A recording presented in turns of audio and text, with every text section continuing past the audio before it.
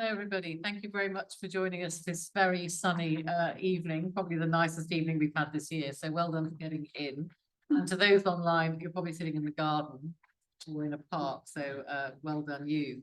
I'd like to welcome you all to this event on the Afghan relocation schemes and a progress review. We hope we're going to be able to report some progress. So what we're going to be covering today is looking at the ARAP scheme, that's the Afghan Relocation and Assistance Policy, the ACRS, the Afghan Citizens Resettlement Scheme, those programs which were introduced to protect and relocate personnel who undertook significant personal risk in supporting the British mission in Afghanistan. And it's obviously been 3.5 years since the Taliban takeover. So we're trying to review progress made against what's quite a challenging background, both in policy and practical terms for our clients. And looking at the ongoing legal challenges, the legal developments, and also some of the report and research that has been undertaken, including the Justice Report in 2023, which I was involved, I was chairing that report. I've got Professor Sara Jong, who was involved in that, or Erin Alcock, Carey, and Emma Daykin, sorry, from One Pump Court. So we were all involved in that report, and there are many other pieces of research which I'm going to just refer to or signpost you to when we're dealing with where we are today. So and I didn't mean to therefore omit introducing Tim Owen, who's from Matrix, and we'll introduce everybody as we get to their presentations. But that's where we are today. We want to make it sort of interactive between the speakers. And we'll have Q&A at the end, or as we get, if there are any burning questions, potentially we'll take them as they arrive online. So I just want to move forward to introducing the context into the 2021. So as we know, the international forces were planned to withdraw. But 2014 was when ISAF withdrew, and after that we saw the deterioration of the situation in Afghanistan in terms of the levels of violence. Finally, it was announced that the NATO and remaining US forces would withdraw on the 11th of September 2021. And in preparation for that, the UK, along with other international states, introduced their own policies to deal with their staff who had been working alongside or in support of their forces in Afghanistan. Now, some countries, for example, I mean, Sara will probably touch on this a little bit more, were quite well developed in their policy structure well before April 2021, and I think France indeed got quite a lot of their personnel and staff out by the middle of the year. But the UK developed its ARAP policy in April 2021. That was following on from the ex-gratia schemes and the locally employed staff schemes that they'd already had in place. That was I've called it locally employed staff, or the LES, although it was also, I think, as Erin will touch on, and Sara, the locally employed civilians, LEC, policies to relocate persons who are at risk, and were described as the intimidation policies. So that was the context before the Taliban takeover in August 2021. What we saw in that scramble of 2 weeks or so in the middle of August were the final evacuation flights, a really rapidly developing situation on the ground. The evacuation known as Operation Pitting then just had a very dramatic set of very vague and broad criteria. Some people fell into those criteria, some people did not. Sometimes on the ground, there was an attempt to relocate journalists, judges, women who were working in NGOs. But it was a really chaotic and difficult period of time when those policies were being put into place. And one of the big questions was what really then happened after 31st of August 2021. And since then, we've seen a lot of on the ground policy development. The first formal statement, I think, after the evacuation had concluded was the ARAP statement in September 2021. And that's, and various pieces of litigation were emerging really even then at the very earliest stage. So in 2 years later, when some of the reports that we were looking at, which I've discussed or mentioned there, was the first of all the Justice report in August 2023. 2 years on, we were just trying to reflect on what those policies really looked like, how effective had the implementation of the ARAP in particular been, and what was the status of the policy that had been announced in terms of the ACRS, the Afghan Citizen Resettlement Scheme. And even then, in 2 years on, the report recommendations in summary were that, for example, there was a significant amount of delay. It's quite interesting because we're now another year and a half on from there. But at the time in August 2023, we were told that decision-making would be concluded by then, more or less.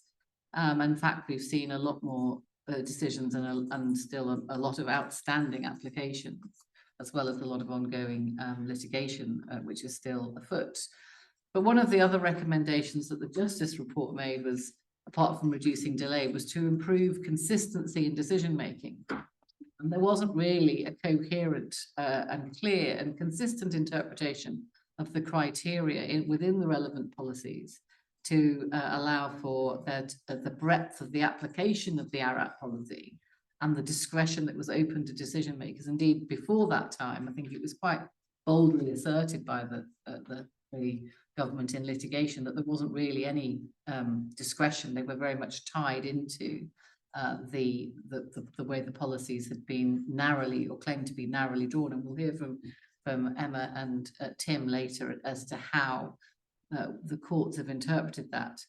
One of the other recommendations from Justice was to clarify how the schemes work, because there was a lot of confusion both in terms of applicants who were very vulnerable. A lot of our clients have spent 2 years or 3 years in hiding in Afghanistan, which, if you can imagine what that means for people whose lives are accepted to be at risk, is obviously a very, very traumatic and stressful situation. Another more prosaic but important recommendation was to improve communication with individuals so that people would just know what was actually going on. And that was an important recommendation.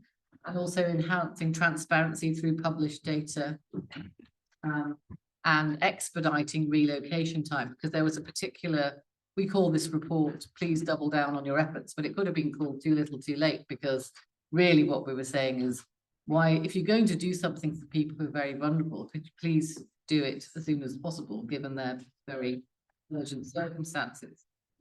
Subsequent to that, the second report that I just referred to there on the screen was the David Neal, the Chief Inspector's report. And again, his report was covering a similar sort of period. It came out in February 2024. And again, he had particular concerns about the data, about the consistency of the implementation of the policies. And in particular, there was a pause in the issuing of entry clearance for successful people because and the lack of a cancellation of charter flights, because there was no place for people to be relocated to in the UK. And that led to a halt in decision. So what, and we've seen since then that there have been people who have been relocated from Afghanistan to third countries, including in Pakistan. And I think we'll hear a bit more about that from our other speakers. So those were particular concerns that have been raised by the Chief Inspector. Where we are now, I'm just sorry, the other two reports I should mention were the Safe Passage reports, again, August 2023, 2 years of empty promises. And then even as late as October 2024, still waiting. In fact, the Afghans abandoned it by the UK. And one of the important things in October 2024 was when the Home Office started to change, certainly in litigation, in the context of litigation, change their position. And we saw a very significant increase in cases that concerned closed material.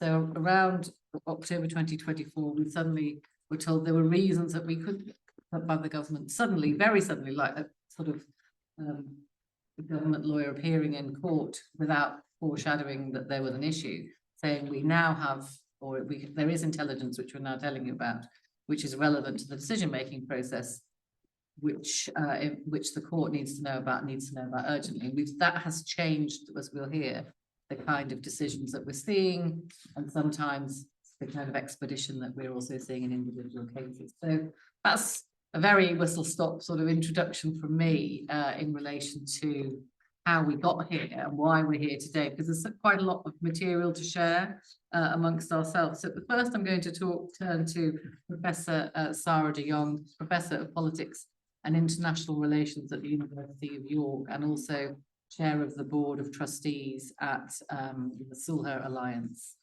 So Sara, thank you. Yeah, thanks, Sonali. Yeah, great to see so many people coming out on this beautiful night. This story is a bit less beautiful, I suppose. As Sonali already indicated, I'm sitting here with two hats on that are sometimes perhaps in conflict and that are also a bit different from the legal hats of my colleagues. So just to explain, I've been researching the claims to rights and protection by Afghan interpreters and other locally employed civilians, not just in the UK or not just those who work for the UK, but also those who work for Germany, France, the US, etc. Since 2017, because already at the time they were at risk. And I've also co-founded with three Afghanistan veterans, the Sulher Alliance, which is now an incorporated charity, which advocates and supports Afghan interpreters who are still in Afghanistan and who are now living in the UK, who work for the British Armed Forces. So I have a research hat and also an advocacy hat on. And so I draw on some of my voluntary work where I'm in contact with individuals, as well as my kind of broader research work. Maybe the first thing indeed to say, Sonali already indicated that I also have an international perspective. I wrote a report, I think in 2022, that was called Divided in Leaving Together, because Jens Stoltenberg said, we're united in leaving together as a ISAF mission, but it's a NATO mission. The irony was that when it comes to the protection and rights of local staff, even though they have done exactly the same work, whether they work for France or for Germany or for the US or the UK, their treatment is entirely different. Resettlement schemes and protection or rights, contract status, none of those things have actually been aligned across the different countries. So that was something that I was startled by. Of course, I understood, being a migration scholar, that there are different national immigration schemes. Yet at the same time, when you look at the specific risks people are exposed to, of course, from a Taliban perspective, it's exactly the same whether you work for France or for the US or Germany. So it was quite striking that there was no such coordination or harmonization. In terms of where we are now, as Sonali said, there's a long history to this. And she mentioned there was an ex gratia scheme, which was initially just a scheme introduced in, I think, 2014, which was for interpreters who had been made redundant because of the withdrawal of the troops, and they could only apply for the scheme if they had worked for more than 12 months outside of the wire. So already in 2016, 17, 18, there were some interpreters who met very specific criteria who came over to the UK. And there was also a separate intimidation scheme where you could apply if you were facing intimidation, and hundreds of people applied and 0 people got approved to come to the UK. So that was a scheme that existed on paper, but didn't really exist in practice. They work with the traffic lights kind of system where nobody ever reached amber or red in terms of danger, and therefore none of them ever got resettled. And this was ironically judged by some police officers from the Norfolk police that could not leave Carey airport because it would be too dangerous for them to leave the airport. Yet they could judge that it was perfectly safe for interpreters who were facing intimidation to still be exposed to Taliban threats. On the 1st of April 2021, indeed, this new Afghan relocation and assistance program started. And again, initially, that was an incredibly slow program. So if you look at April, May, June, the figures are literally 1 person being flown over, 2 people being flown over. And then, of course, things escalated really rapidly. And so we now look at very, very different numbers. And I just thought it would be useful to show the numbers that are from the 31st of December 2024, which are the last publicly available numbers, which say that under the ARAP scheme, 19,292 people got relocated. And then under a separate scheme, the Afghan citizen resettlement scheme, you see also the numbers for the different pathways. Just to put this a little bit in perspective,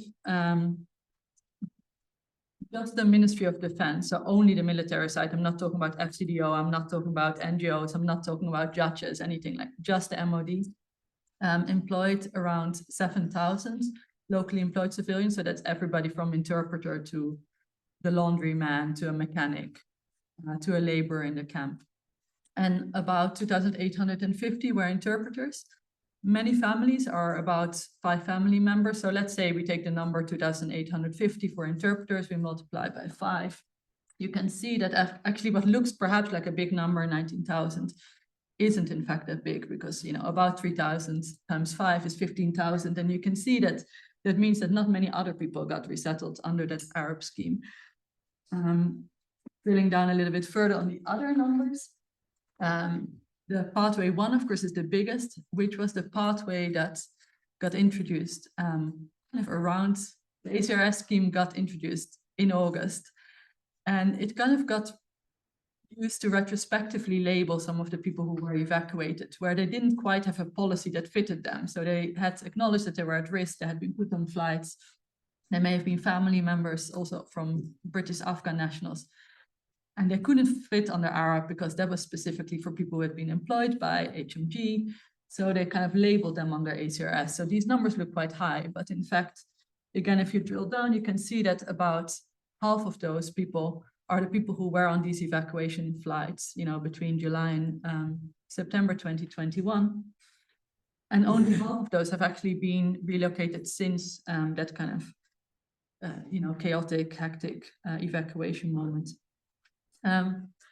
If you look at the numbers, it's always quite difficult to find out what is happening, because of course there are numbers that are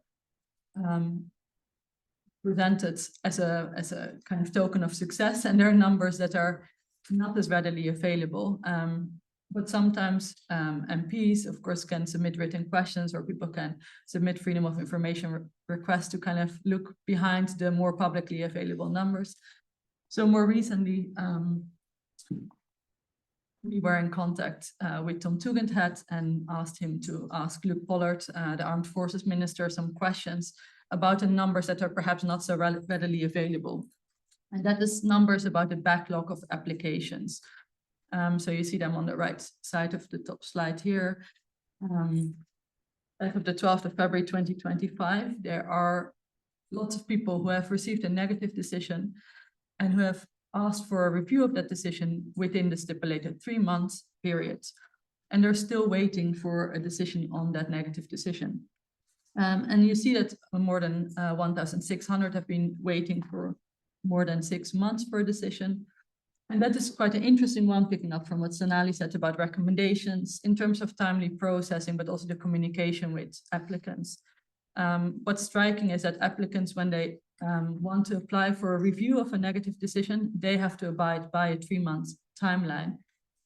Yet the government, because that was one of the other questions we asked Tom to submit, doesn't want to commit to a statutory timeframe for their answer to those reviews.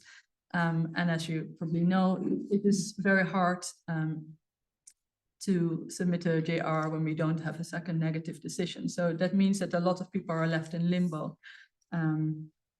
Because of course, among those who are waiting for more than 6 months, some of them are waiting, as we know, for more than a year. And this is just the tip of the iceberg. This is just for ARAP or additional family members, which is what AFM stands for, applications. But we also have additional family member applications of people who are already in the UK. So as you may know, the way Afghan society works is that often it's not just the principal applicant who has maybe worked for the UK that's at risk. Sometimes when that person has been returned to the UK, it's brothers, it's fathers, uncles who are targeted. And there is a policy that accommodates, again, in principle, the relocation of family members who are at risk because of their association with the principal applicant, yet many of those are still waiting. As I said, we asked Truton Tugendhat if there would be any commitment to a statutory timeframe, but they said it would be too complex. So what are the ongoing issues then? There are quite a few. Some of you may have heard about the triples review. Erin will say quite a bit more about this. So the triples were people, Afghans who worked alongside special forces.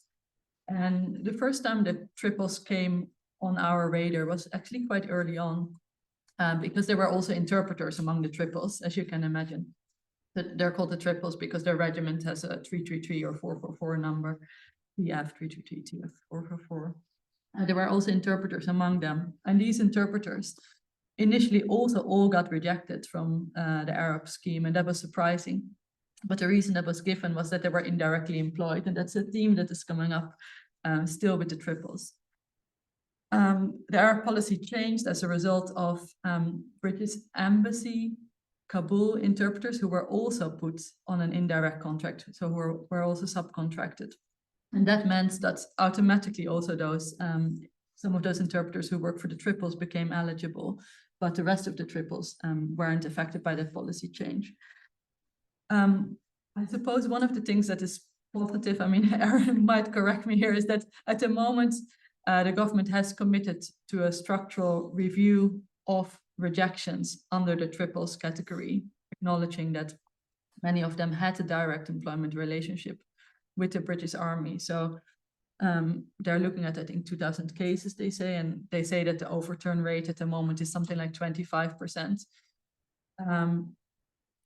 What's useful about it is that at least it has a kind of structural approach, and that structural approach is missing in some of the other cases, because another group that was initially excluded were interpreters who had been dismissed from their job. That could be because you were carrying an electronic device, which you were not allowed to do, but many of them wanted to phone their families and did it anyways. It could be because you returned late from leave. You may have had a family funeral. The roads back to the camp are not always very accessible, and you may not have reported back on time. People could be fired for all of those reasons. And initially, when the ARAP scheme got introduced, everybody who had been fired was excluded by default. And again, thanks to a freedom of information request that I submitted and then a written question, we found out that 35% of all the interpreters had been dismissed from their job, which is a really interesting finding, because I guess if you look at any other company, if they would fire 35% of their workers, you would have some questions about that. But this had been something that had just gone on, under the radar. But once we had that information, as Erin said, many veterans themselves were quite dismayed that would lead to the exclusion, because of course, from a Taliban threat perspective, it didn't make a difference. In July and August 2021, we also saw a bit more the structural approach. Ben Wallace would look at lists of people who had been dismissed and would decide kind of, looking at maybe 100 cases or something, would make a review and decide, okay, these people can come. But that kind of more structural approach has stopped completely. And what we're left with now is a policy which distinguishes between minor and major offenses. But as Sonali already indicates, sometimes it's not very clear what's minor and what's major, or we could have discussions about that. And at the moment, some of the interpreters who were dismissed, some of whom applied as early as 2016, even under the ex gratia scheme or under the intimidation scheme, are still challenging their rejections. What is really like hot off the press, we were talking about this today, is that for new ARAP applications, so if you would never have heard about this program and you want to apply right now, they are committing to a decision within 1 week, since a few days. So Erin and I, we were thinking we should put this to a test and see if we can find anyone who had never heard about the program yet. It's an interesting one, why that gets prioritized over all of those pending cases. Because Luke Pollard said a few months ago that he himself was very concerned about the backlog and that people are waiting longer than he wanted. So hopefully it also will mean something positive for those backlog cases. Also very kind of current is at the moment, tensions between Pakistan and Afghanistan are unfortunately rising, which makes, even in the case of acceptance of cases, makes it logistically more and more difficult to get people across the border to Pakistan. And since yesterday, a new deportation order is also in force again, which has been enforced previously, where the Pakistan government has indicated that any Afghan who doesn't have a valid visa will be deported back to Afghanistan. People do normally get visas when they get transferred after being accepted under ARAP. The problem is that in some cases, people are left waiting for their relocation to the UK for a very long time. So we're in contact with people who have been waiting for more than 18 months. So they've been accepted, their case has been accepted, they can come to the UK. They're currently in UK-funded accommodation in Islamabad, but there's some kind of delay with their case, often they don't know why. And, you know, they've been waiting for as much as 1.5 years. Dan knows a lot of cases where it was even up to 2 years. And of course, by that time, their visa has run out.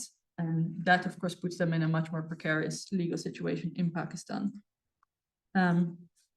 Finally, kind of a future part of the slide. In December 2024, the government announced that they now will kind of place ACRS and ARAP under one single resettlement scheme, ARP. The information that we have now suggests that there wouldn't be any changes in how it actually works from an applicant perspective. People don't have to reapply, their cases are still considered. But of course, it raises questions about the rationale for such a change and whether indeed we will see positive developments as a result. The government has justified this on the basis of having a more coordinated approach across the schemes. And I think some of you will pick up on some of the differences of treatment between the schemes. So if we could see a race to the top rather than a race to the bottom, that would be positive, of course. And in that same announcement, the government also indicated that they wanted to reach an eventual ending of the Afghan resettlement schemes, but no date was given. And of course, this is looming over many people, especially given that there is a current backlog. And finally, they have currently a tender out basically for NGOs to apply to help accommodate people. And in that kind of policy document that has just been published very recently, they've indicated that by March 2031, they want to accommodate another 500 Afghan households, approximately 2,750 individuals. So yes, we might be here again in a few years' time. Thanks very much, Sara. I just wanted to ask a question just before I move to Erin, which was, if there's no upper limit for ARAP, but there is a limit on ACRS, which we know was said to be 20,000, Yeah. I don't see how you can merge the schemes and bring them to an end, because there is one is capped and one is not. Yeah, we were also talking about the cap because we were looking actually at these numbers, thinking how many people can still come, right? Because the 20,000 hasn't yet been reached. And as we know, within pathway 3, it's quite a complex scheme. But anyways, under pathway 3, there are different stages. And the first stage was the relocation of people who had actually already been promised relocation. Again, it was a little bit kind of relabeling people under a scheme that didn't exist at the time they applied. So these were security guards who worked for the British Embassy, Kabul. They were on their way to the airport during the evacuation, but then the attack happened. So their buses had to return. They never made it out. But the promise was already there. You know, Dominic Raab had given them the green light. So these people are under it. British Council contractors are under this. And cheapening scholars, so Afghan scholars who had an academic degree or who came for an academic degree in the UK, they were clearly not sent back at the end of 2021. But they promised under ACRS Pathway 3 that the second stage would be people who worked for non-governmental organizations. And initially when ACRS was launched, the idea was that it wasn't called stage 1, 2, and 3, but it was called year 1, 2, and 3. And that's got changed into stage. And yeah, we're now in 2025 and we're still only at the end of stage 1 in terms of the decisions being made. But we're still waiting for stage 2. And you're right, it's a good question what they will do with the cap. I've just got one question on the numbers, because in one of the cases that we're going to be talking about, the court quotes the MOD evidence that the original estimation of eligible people under ARAP was 16,500. Yeah. And I think by middle of last year, Mhm. there'd been 131,000 applications for relocation. And that was being cited as a reason why they simply couldn't give proper reasons. They were giving these pro forma refusal decisions. Yeah. I mean, is that your understanding? Because there's obviously a huge gap between what you're estimating as to who would qualify. Yeah, I would say, How many have applied? so the Defence Select Committee very quickly after August 2021, and the Foreign Affairs Committee, Select Committee as well, they did an inquiry. And I remember in the evidence, the written and the oral evidence we gave to the Defence Select Committee, we pointed out that that estimate, if that existed at all, was an extremely naive estimate. Because as early as 2017 or 2018, the Defence Select Committee had already written a report called Lost in Translation, which was only about the interpreters at the time. But they already knew the numbers. They were cited in there, those 7,000 LECs. That number comes from that. And that is only a small category, of course, of the people who would be resettled under ARAP. Only category 2 people. So if they would cite that, I would suppose they have been not paying attention to the evidence and the report that also the Defence Select Committee itself published about this. There was one question online, which is, what are your plans with those who are still on the waiting list of ARAP or ACRS, including those who are in Iran, Pakistan, or hiding in Afghanistan? But I mean, we don't have any plan.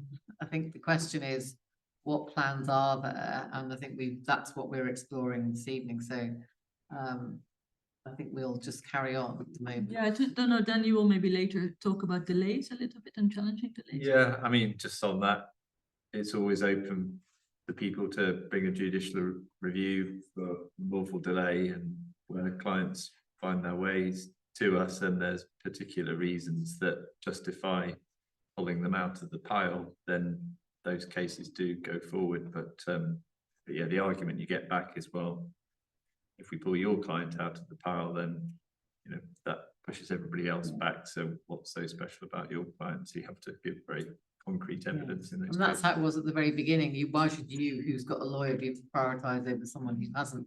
Sorry, your question, yeah. Just off the back of what you're saying, with the ACRS Pathway 1 separated families pathway from last year, have you heard anything about an expedition policy for the highest priority cases at all? We've submitted 2 FOIs and we've got nothing. No, I might talk a little bit about that later, but I've not heard about prioritisation policy being part of the problem. Yeah, I thought I'd heard something. I'll check whilst I'm listening. You submitted a FI. Yeah, exactly. And your numbers really suggested that I looked at that as well. Very low numbers even got accepted, right, by the end of last year. Yeah. Okay, I'm going to turn to Erin next, if I may, and just put her slide up there. So Erin Alcock is a senior associate from Lead A Solicitors. She is in the Human Rights and Public Law team, and she has got significant experience supporting NGOs, campaigners, and individuals in this field, and has done a number of cases for interpreters and triples and national security cases.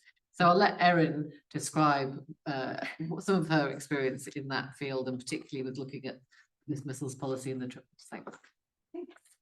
Yeah, so I will talk about the dismissals and the triples in more detail and expand a bit on what Sara has said already. So as she explained, under the EGS, which came before ARAP, there was basically no allowance for anyone who'd been dismissed from their role to be relocated. That got copied over into ARAP, and those who would have been eligible by default under category 1 or 2 were excluded if they were dismissed. So it became a point of concern, particularly in July and August 2021, for obvious reasons. Military personnel who'd served alongside the locally employed civilians or LECs and had witnessed the difficult circumstances surrounding some of these dismissals were really concerned about it, and wrote an open letter in July 2021, which was signed by a large number of senior ex-military and civilian officials. And they cited concerns about the dismissals process, that these people who had stood shoulder to shoulder with them on the battlefield had been subjected to, and that was a lack of due process, inability to appeal any of these dismissals at the time. And they urged for the policy to be amended to give the LECs a chance to resettle unless it had been proven that they had committed an offence that constituted a threat to national security. And it's important to note that there is a mechanism that's always been within ARAP to weed out those kinds of concerns, because even once you are found to be eligible under ARAP, your application then goes to the Home Office, and the Home Office decides to give you entry clearance or not in the usual ways. And that assessment would always include a consideration of whether you pose a threat to national security to the country. So then on the 4th of August, 2021, the Secretaries of State for the Home Office and for Defence issued a joint statement where they announced there would be an amendment. And this was to expand the ARAP criteria to include certain LECs who'd been dismissed from service for what they called minor or administrative offences. And so this was the first time we saw this minor major distinction that Sara mentioned. But they made clear that those who would continue to be excluded would be those for whom over whom there were serious security concerns, those who were dismissed for conduct that constituted a crime under UK law, or serious offences such as breaches to operational security. Now, this is now reflected in the ARAP criteria. It's on the slide there, which it states where an applicant who was directly employed by or contracted to a UK department was dismissed from their job, they will be ineligible for relocation to the UK under ARAP, except in circumstances where the UK government considers that a person was dismissed for a minor reason. And that's all it says. And that's reflected in the immigration rules as well in Appendix ARAP. So then it comes to deciding these cases. It's a case-by-case assessment. The decision maker has to look at all of the evidence that's put before them. That includes contemporaneous records, but the personnel files many are incomplete. There's often disputes about whether they are indeed accurate. You've got the applicant's account. You might have witness evidence from people who were there, but we're talking about events that happened so long ago that sometimes finding people who were there and getting them to give a statement isn't straightforward. And indeed, even on the other side, trying to get evidence from the MOD from people who they say said things at the time I think they are also struggling to find people. So that's quite interesting. So within the policy of deciding these cases, the applicant can put forward any mitigating circumstances, and that needs to be considered by the decision maker. So that would include, for example, they were very young and inexperienced, maybe they were incredibly traumatized. There may be things that can explain the things that happened at the time that weren't really considered at the point of their dismissal. So, a lot of take the patrol interpreters, for example, a lot of these were young men who'd just come out of high school or some sort of extra education to learn English and become interpreters, not even university. They had no military training, and they were sent to the front lines in Helmand, which at the time was, one of the most dangerous places in the world. And they were working alongside trained British military personnel, completely different cultural background to themselves. It was just totally ripe for misunderstandings and so forth. So I think, there are questions about the suitability of a policy that relies on criteria which may be appropriate for deciding whether to continue employing someone in a military context in the middle of a war zone, that is basically being used now to determine whether a person who, actively decided and volunteered to give their time and services to the British military should be left behind in Afghanistan, where they're facing a risk of harm. Because, the Taliban don't care if you were dismissed from your job, but they care a great deal if you made the decision to go and work for the British military. So, in a lot of the cases that we've seen, there doesn't appear to be any intention by these individuals to cause any harm by their actions and by their conduct. And, while some of them may have caused a risk of harm that would be justifiable to, discontinue their employment at the time, there's little or no evidence that any harm arose from their actions. So this is one of the things that we've been working a lot on lately. There's still a lot of these cases to get through. So the other thing I'll touch on is the triples review, which Sara also mentioned. So triples, you've probably all by now heard about the triples. It's been reported on a lot in the last kind of 18 months. It's shorthand for the military units who were partnered with British Special Forces. All of the clients that I've worked with have been ATF 444 or CF 333. So these were elite units who focused on really highly sensitive counter-narcotic missions. And from what we can gather, they were incredibly effective over decades. And so they are some of the most at risk from the Taliban, who are actively looking to kill them and have succeeded in quite a few cases in the last few years. So in about 18 months ago, we started to get a large number of inquiries from people from these units, and they were all being rejected for the same pro forma reasons. And we couldn't really understand it because they clearly seemed to be eligible under the scheme. So we did have concerns that there may have been some sort of blanket rejection going on, which obviously would have been unlawful. So we issued a couple of cases challenging the refusals in those cases and making arguments about the unlawfulness of any blanket policy. At the same time, we were sending out pre-action letters on behalf of about 35 other triples at that time. And by late January 2024, we had about 35 more in addition to go that were drafted. But then on the 1st of February 2024, there was an announcement in Parliament that the MOD would undertake a reassessment of all eligibility decisions made on ineligible applications with credible claims of links to the triples. So this is obviously a really welcomed announcement, and that was the triple review. So this is the triple review that is, well, it was supposed to conclude within 12 weeks. It's April 2025, it's not over. So, considering how at risk these individuals are, it's not really good enough. But the Defence Minister has since admitted that the decision-making process for some of these applications was not robust. So they've accepted that there were problems. There's a lot of speculation about what went wrong. There's a lot of unanswered questions about why these applications were treated in the way they were. And I think, that's to be answered at a later date. But there were two key issues that we saw repeatedly in the cases we looked at. And one was that on the one hand, we had clients saying, yeah, I was paid by the British paid me, I was on the British payroll. And on the other hand, you had the government saying, we never paid these people. That has now been resolved, and it has been accepted that they were paid by the British government. So that was your first problem. One of the other problems we saw was that because these cases were being assessed under Category 4, the standard operating procedure that kind of governs how these decisions are made in a way, it required referral to the sponsoring department for which the applicants worked in, which for the triples was the Special Forces.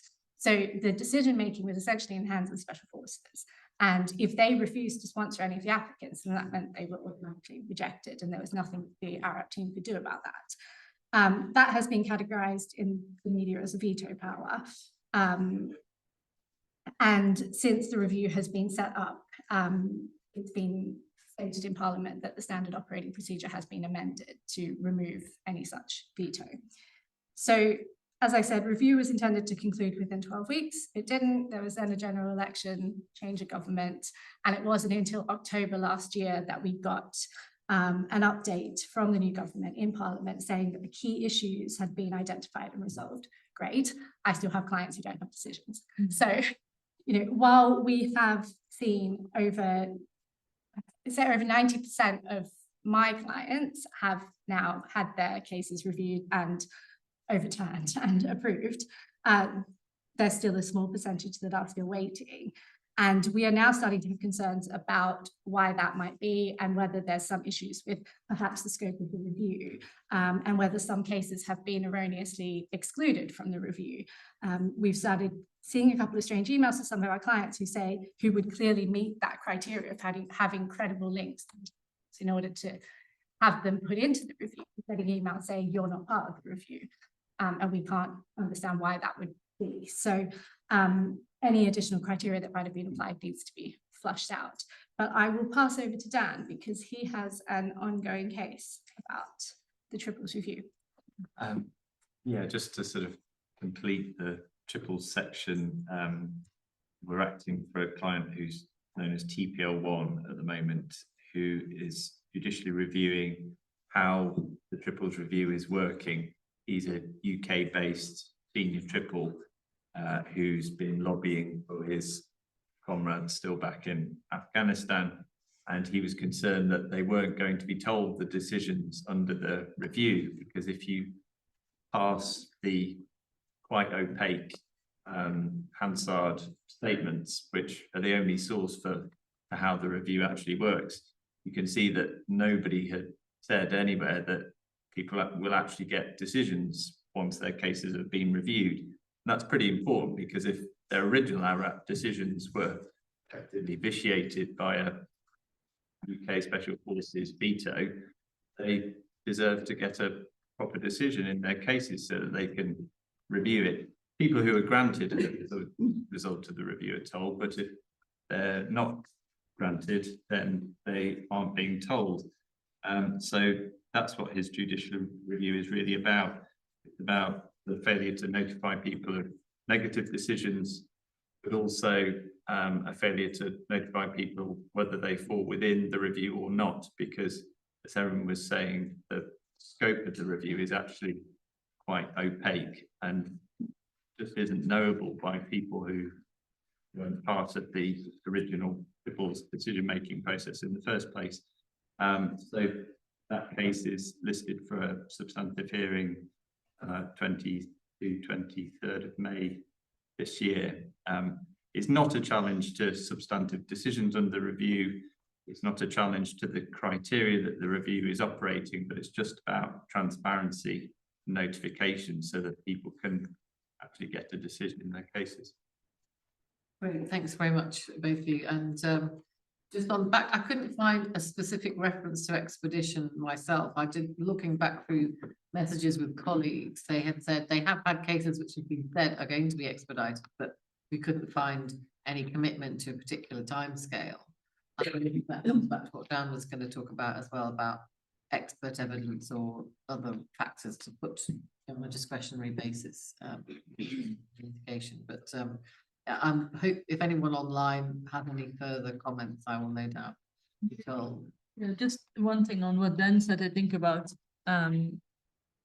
communication about rejections. I think it's a really great point, because it's one that we have also discussed for non-interpreter locally employed civilians. So for instance, mechanics who would normally be eligible under, who could be eligible under category 2, where they also don't hear exactly why they're being rejected. So the standard rejection email is simply like the policy says, you know, if you were working in a role that was kind of instrumental for the mission, and if you were publicly exposed as a result of that role, you have a right to resettlement. So the standard rejection letter just says, you're not meeting those criteria. But then Erin and I, we're always trying to figure out which of those criteria the people don't meet.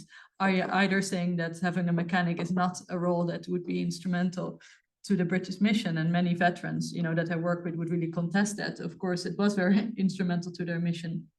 And locally employed civilians, such as mechanics and laborers, often got recruited from the local area. So interpreters were often from like cities, you know, more educated outside.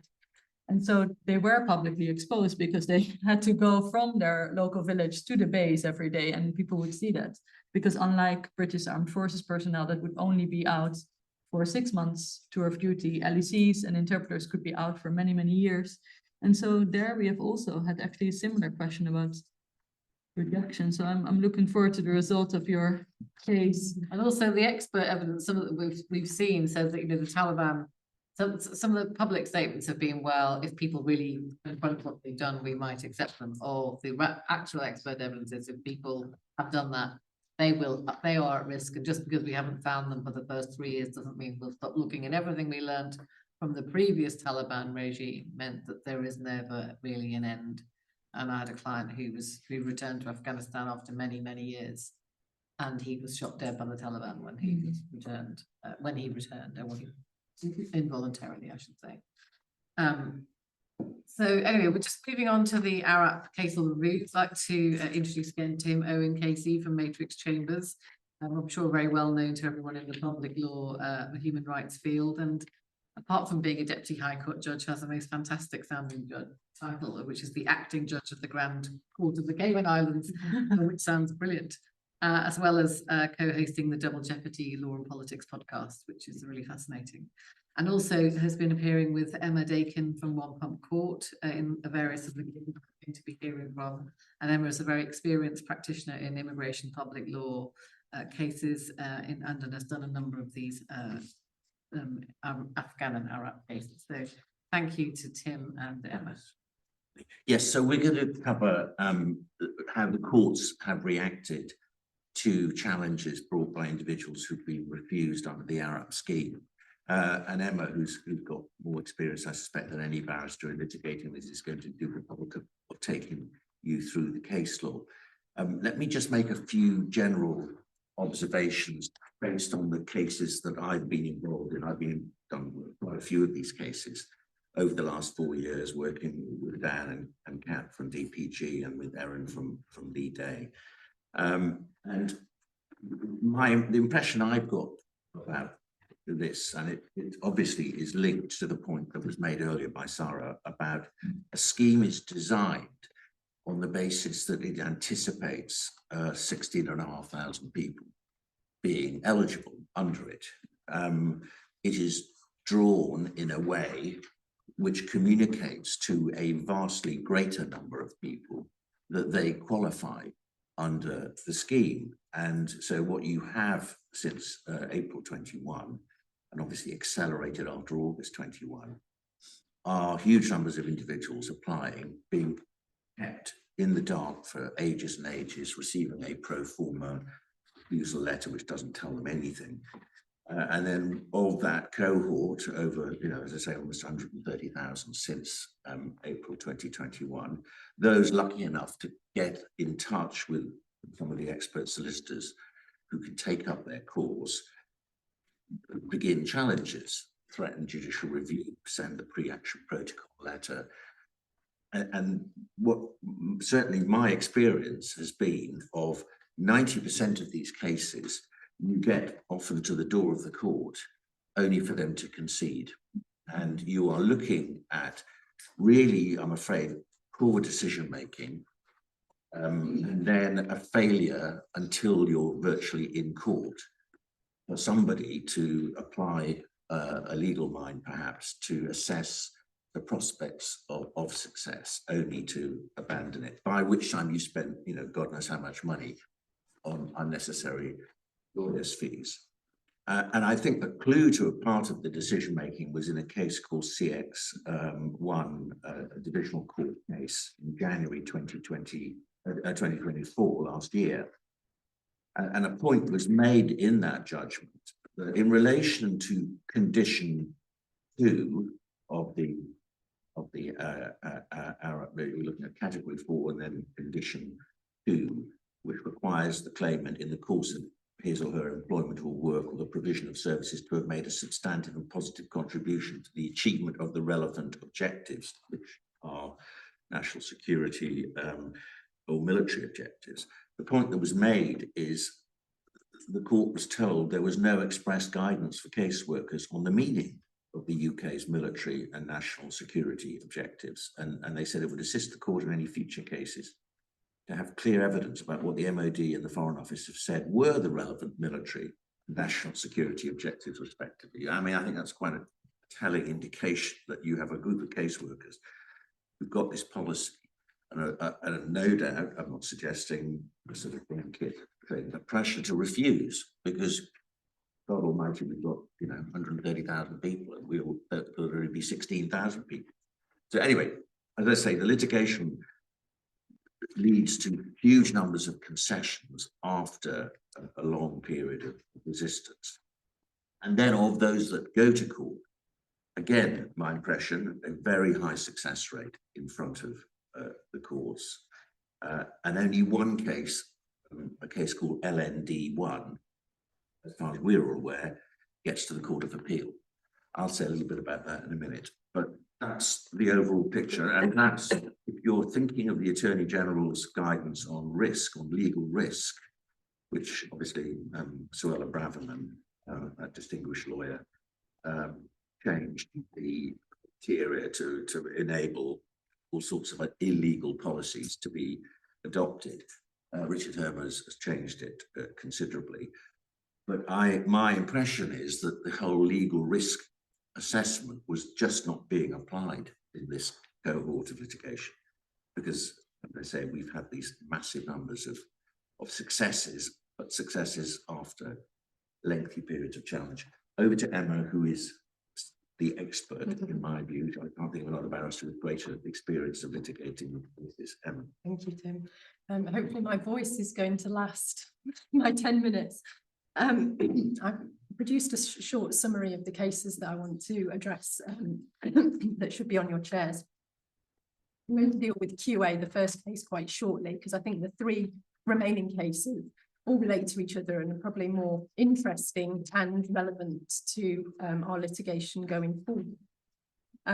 QA, I've included really as somewhat of a caution as to its wider application, because really I think it's a case that turned on its particular facts, and I think it's unlikely to happen again, but it's perhaps worth just being aware of what happened in that case, just to check in future cases. So QA was evacuated under the ex gratia scheme in 2015, so he's been based in the UK for a long time. But he was really quite important in his role in Helmand. So when the Taliban took over, they then generated a risk to his family members, predominantly his brothers and their dependents. So he made an application under ARAP, even though he was already here, but for his additional family members. For various reasons, the decision was reconsidered many times. So during the course of litigation, I think there was an agreement to reconsider the panel's decision 3 or 4 times. So the JR would be paused, there would be another quick decision, and then we'd amend grounds, and then it could be another decision, we'd amend grounds. So that there'd been 5 decisions by the time this came before the court towards the end of last year.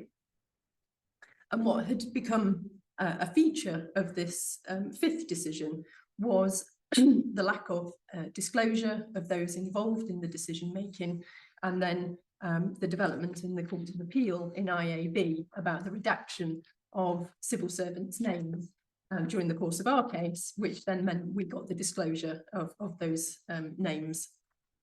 And it became apparent that one of the witnesses in our judicial review, who had given a very clear view about the outcome, or what the outcome should be in this case, was actually involved in the decision under challenge at that time. But her witness statement gave no indication whatsoever that she'd actually been a decision maker.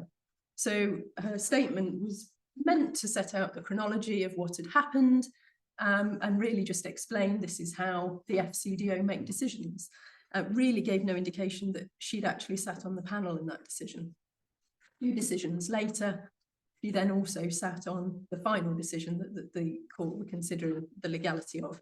And because she had made a very clear statement in her evidence before the court as to what the outcome should be based on the evidence, the grounds were amended to argue that it was simply unfair that she, as a single member of that panel, had predetermined the outcome. So it simply wasn't a fair process. And that's ultimately what QA succeeded on, although he'd argued lots of points of irrationality. The court declined to make a decision on that, because ultimately they said, because of the unfairness, this has got to go back to the decision maker, so I'm not going to make a decision on the irrationality points. But it wasn't just the clear view that was in the witness statement, but also there was a list of 10 features of the case which the judge set out in the decision as to really all of these things taken together meant that the particular decision making in this case was unfair. as I say, it was quite an unusual set of circumstances. So I think it's unlikely to happen again in the future, but you never know. And the involvement of that particular witness who is named in the decision is not a reason for you to go running off to court and say that her involvement means that my decision was unfair. Tim and I didn't try that as such, but we did raise concerns about the quality of her evidence in a case that I'll come on to in a bit, and BYK.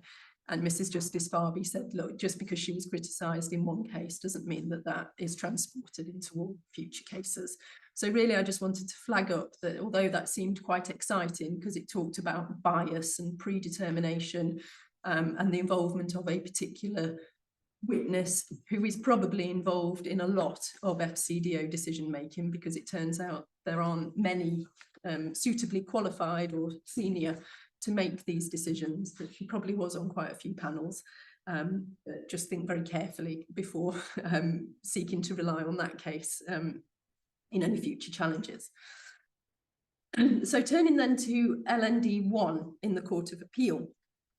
This is the leading authority on the interpretation of condition 1.3 or condition 1C of category 4. So this is like the catch-all.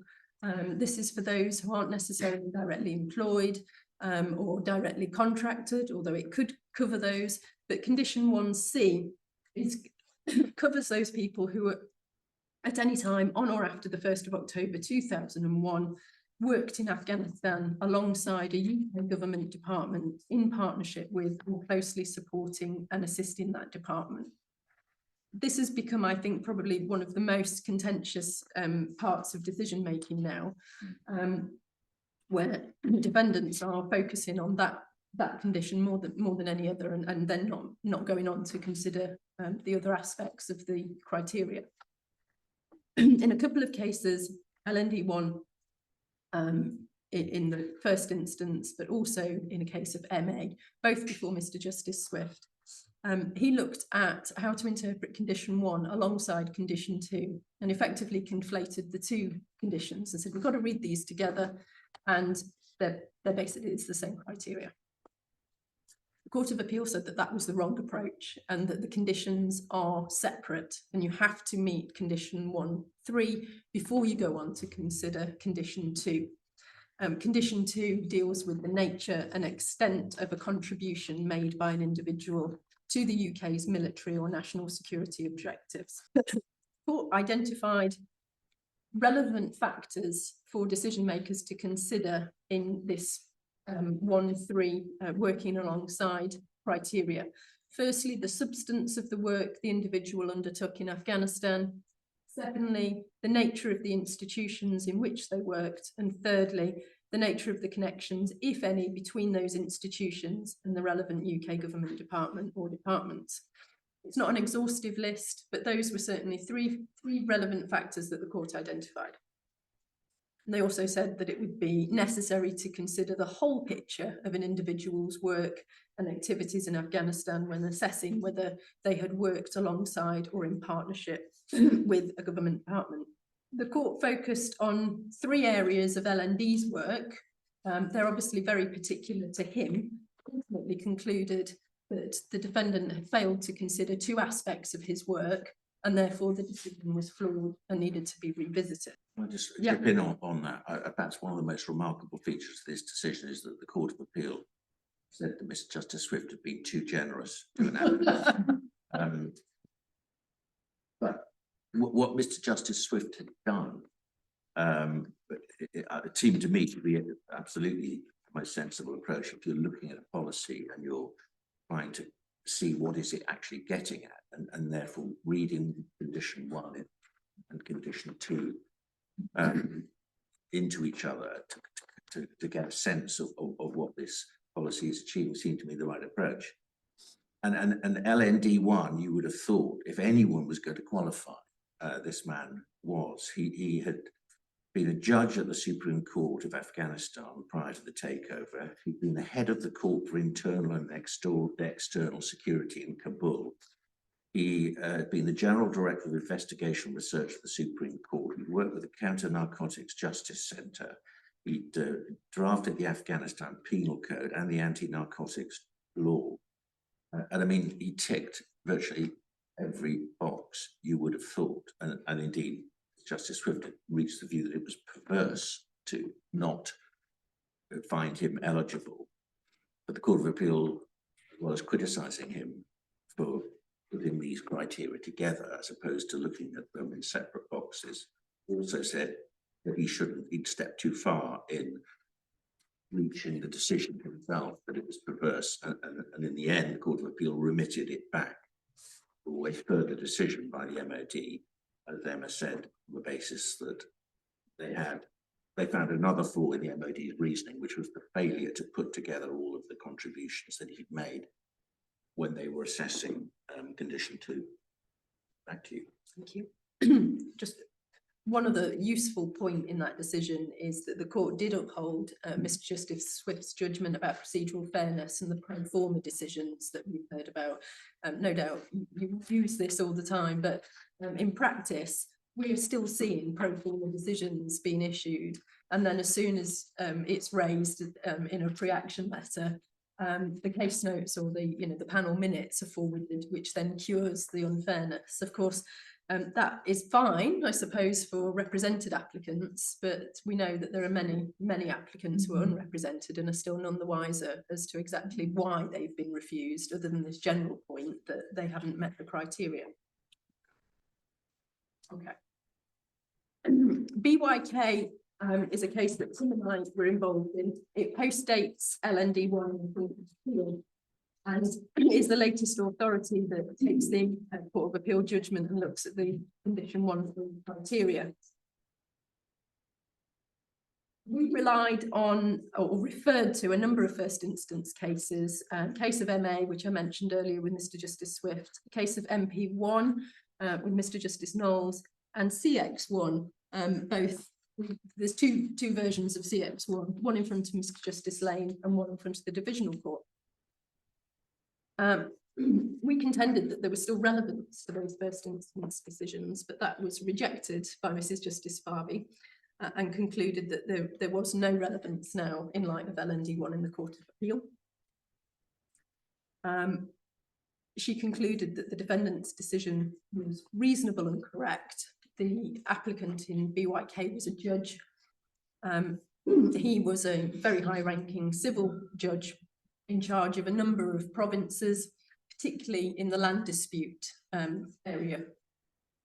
He'd attended a workshop of training that was funded by the UK government in Helmand, but the judge concluded that that was self-evidently insufficient to meet the criteria. We pointed to democracy building and rule of law activities, which had been signposted in those earlier first instance cases as being capable of meeting the condition 1 and 3 criteria.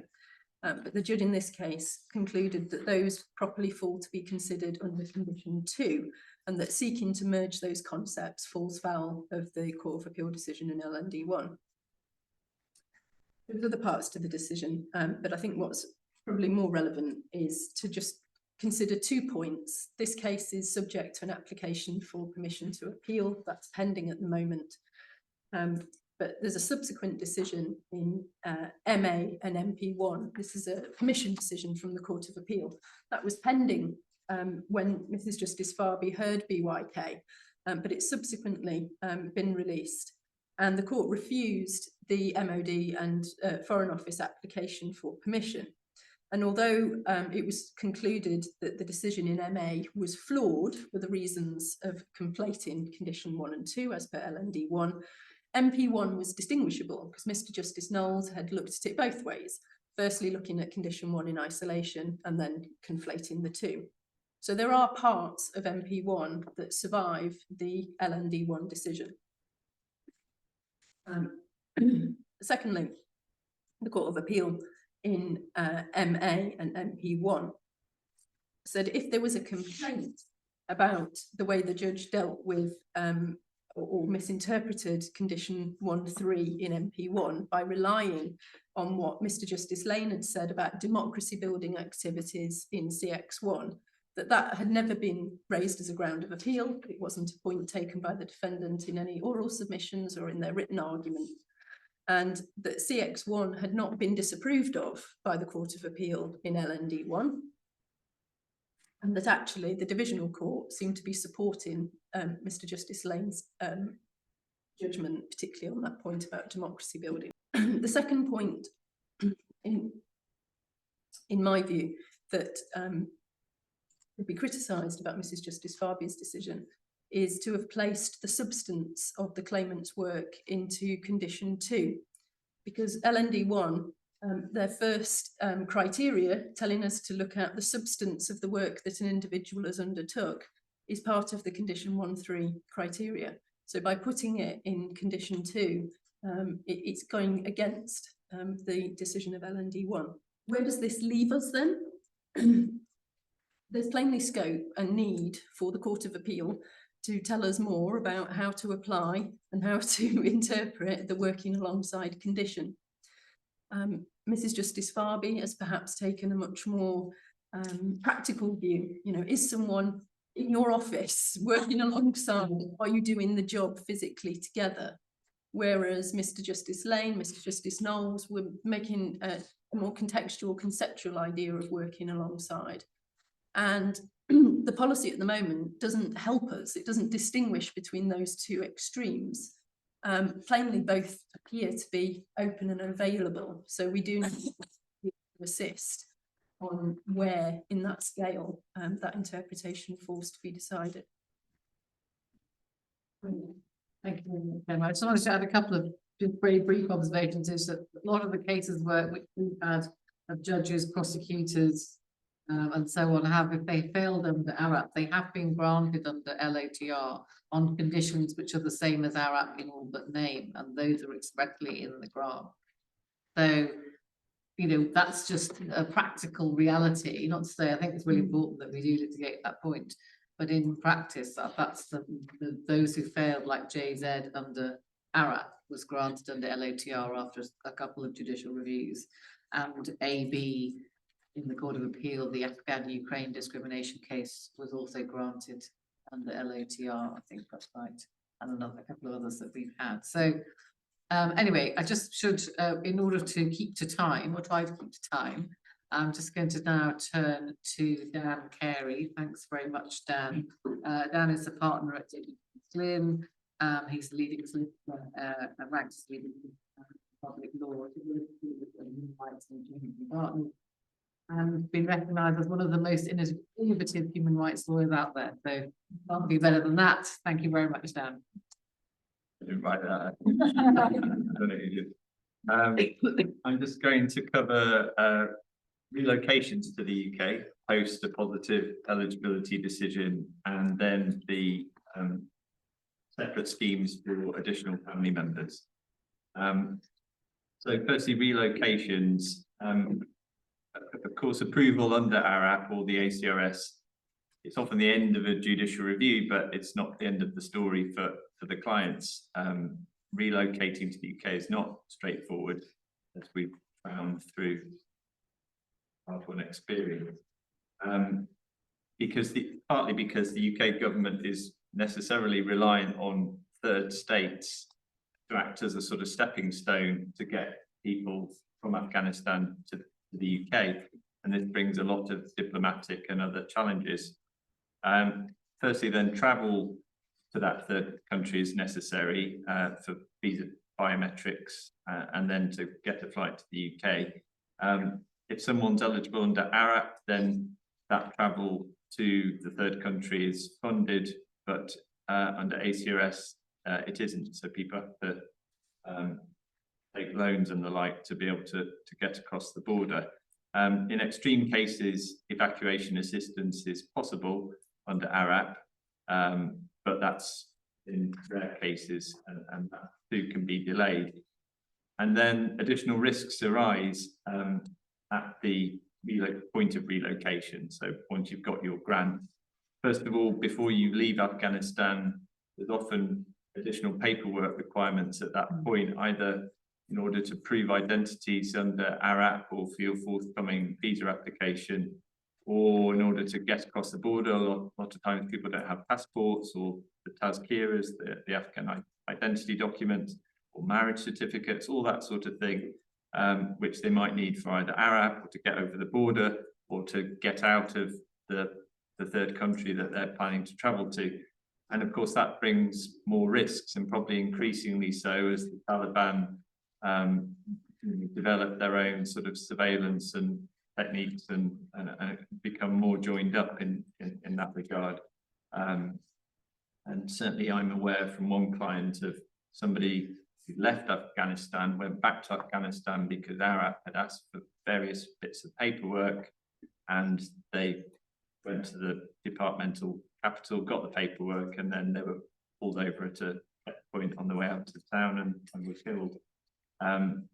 And we had a client recently who was in Iran, but had to get various Iran entry visas in order to access UK accommodation in Iran. He was picked up while he was traveling around Iran to get those entry visas and was deported back to Afghanistan. Happily, he's okay, but risks arise in getting this paperwork together. Additional risks in terms of getting to third countries. You're subject to border closures.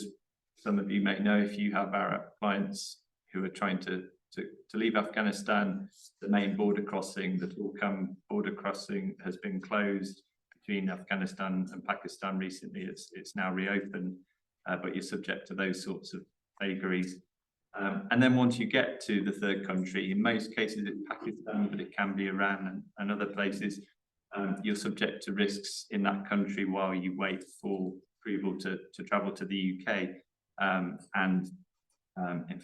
fact, today I think there's a new wave of deportations happening in Pakistan, as Sara referred to earlier.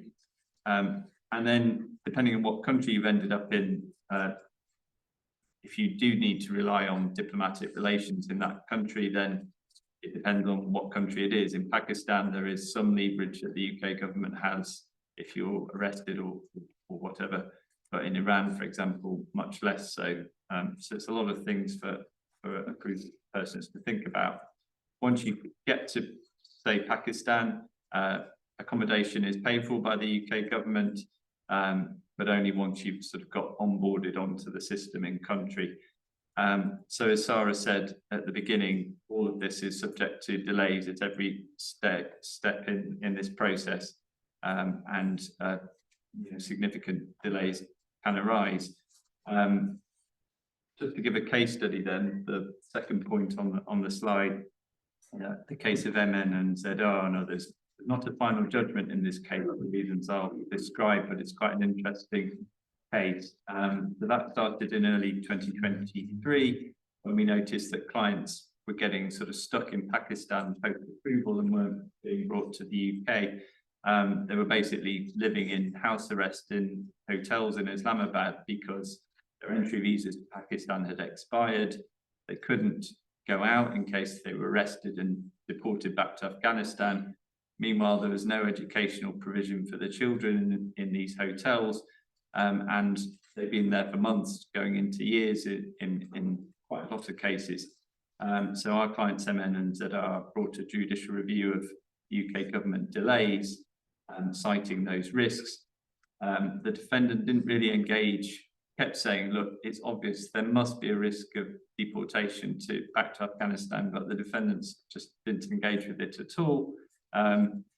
Until we got the acknowledgement of service, which also then disclosed that, in fact, there'd been a secret decision made by Rishi Sunak as Prime Minister in the preceding November, so November 2022, anyway, 6 months earlier, which was stopping all relocations to the UK. He put in place a requirement that only people who had settled permanent accommodation sorted out for them could be brought from Pakistan to the UK, because I think probably fears about headlines about migrants in hotels in the UK. But that decision hadn't been published or notified to anybody. So we amended to challenge that decision. And then as we were doing that, a sort of perfect storm blew up in that the Pakistan government announced a massive wave of crackdowns on irregular Afghan migrants in the country, the sort of thing we've been saying was bound to happen for 6 months. So there then followed a series of hearings. I think we had 5 hearings in the space of about 4 weeks before Mr. Justice Chamberlain.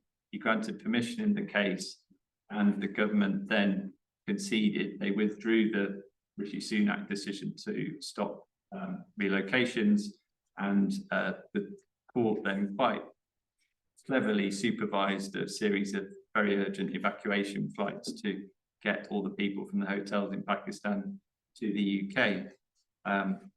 But it was very deftly managed to the extent that there isn't actually a final judgment in the case. It was all dealt with by way of concession and interim relief by quite a clever judge.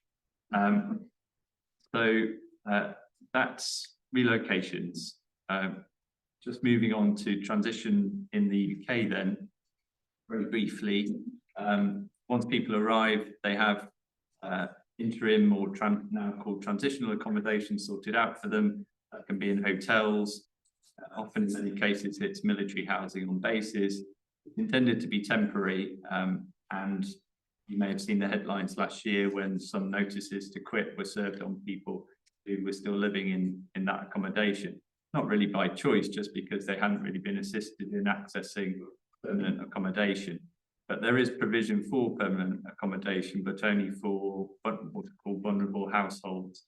Otherwise, people are expected to access universal credit, housing benefit, and sort themselves out. But that's often quite challenging for families. There is wraparound support also provided to ARAP and ACRS families that arrive. So that's helping accessing local services and benefits, moving accommodation and accessing work. But there are issues with all of this. It's quite muddled and patchy and seems to be the product of a lot of interdepartmental wrangling about who funds, what is quite a large cohort of people arriving in the UK. And there are some exemptions from it. So the ACRS Pathway 1 families, that's the families of people who are relocated under Operation Pitting, which Sara was talking about. They don't receive any support. They're just expected to sort of join their family here and pick up by themselves. And that same sort of cliff drop in support affects all families when they're moved into settled accommodation, or if they refuse an offer of settled accommodation. They now only get one offer, which seems to be in Northern Ireland, and then after that, the MOD sort of wash their hands of them, as it were. And then, as Sara said, this is now being sort of rebadged as the ARP, and we'll see whether that improves things. Finally, then, just in 1 or 2 minutes, family member applications. I mean, really, you could spend an hour talking about these, but perhaps important to just get the distinction between immediate family members, IFMs, so that's spouses and children under 18 who are automatically eligible under ARAP and ACRS, apart from, again, Pathway 1 family members who are being brought to the UK very belatedly for the people evacuated under Operation Pitting. There's now been interpolated is there a genuine and subsisting relationship requirement in that test?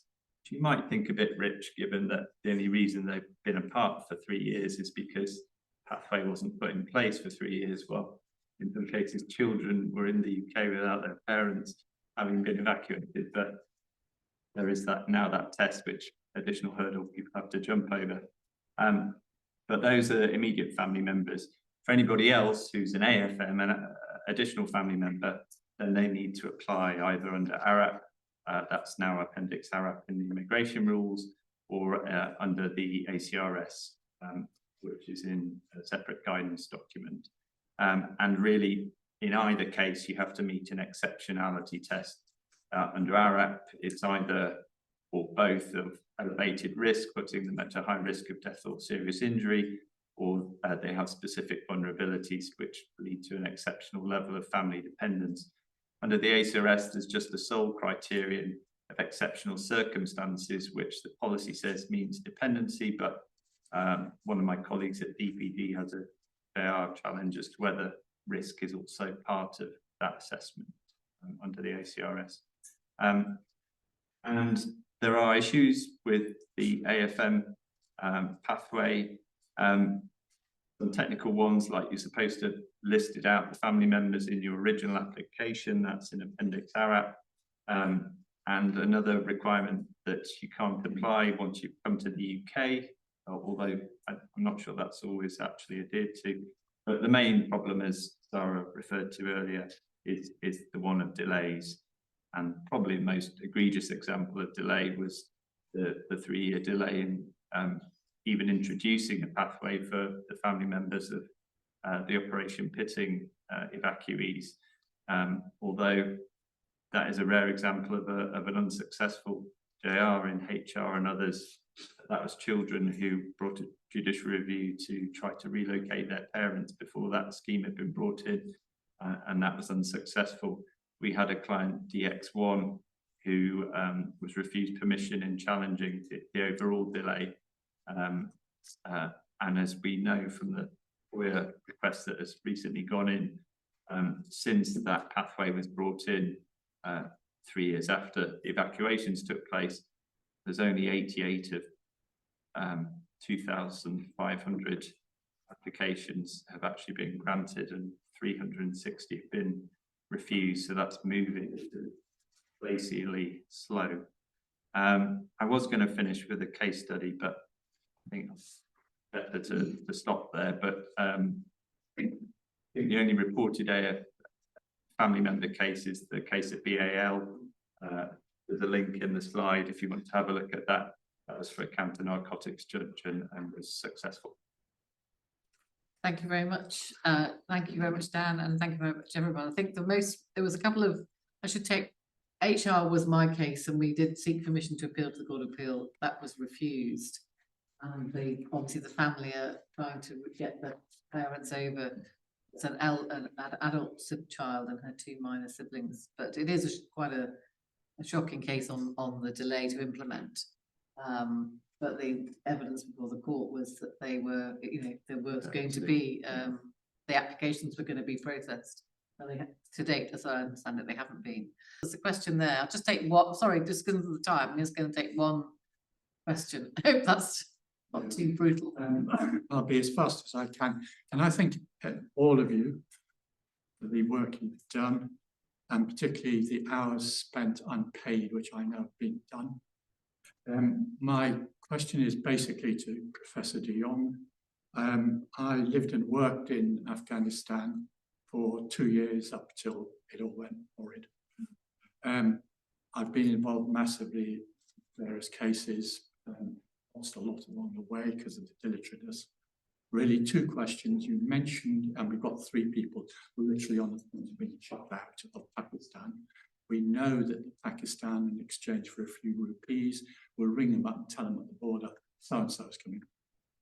You said that they've now pledged to give an answer to an ARAP application within 1 week. Is that real? Who said that? Yes, a new ARAP application. So that would be someone who has never applied before. And new ones. yes, and we were literally exchanging on this morning, right? So if you look at the ARAP website at the moment, there was a change made on the 28th of March, I think, and I asked Erin and Laila, right? Yeah. To check what was changing. Yeah, and one of the first questions that comes up on the form is, have you applied to ARAP already? And if you put no, it says, it takes you to the next page where they ask you the kind of the standard questions, and it says, yeah, we will respond within 1 week. I don't know if we'll give a decision within 1 week, but they said they would respond, so. Sorry, if there's no ARAP application before, you respond in 1 week, not a decision. Think so. Yeah, what did they say? Respond, probably. Click on the website. We've got people who've been waiting, as you say. Yeah. I know, this is the very confusing. Strange, yeah. Yeah. I just wanted to just finish with the words of the Home Affairs House of Commons Committee report on missing in action, the UK leadership and withdrawal from Afghanistan. They said the manner of this is in May 22. The manner of our withdrawal from Afghanistan was a disaster and a betrayal of our allies that will damage the UK's interests for years to come. The inquiry identified systemic failures of intelligence, diplomacy, planning and preparation, many of which were due in part, at least on Foreign Office, and called into question the coordination that was provided, and that the UK government failed to adequately shape or respond to Washington's decision to predict the speed of the Taliban takeovers, or to prepare and plan for the evacuation of our Afghan partners. So there's quite a lot in that report. It's absolutely damning about the failure to prepare, and that the consequences of that really are being felt today, continuing even though it's 3.5 years later. So there it shows there is more work to be done, and that work is carrying on. So I would like to say thank you to everyone who is working on those, as question mentioned, but thank you so much. It's very important. Thank you.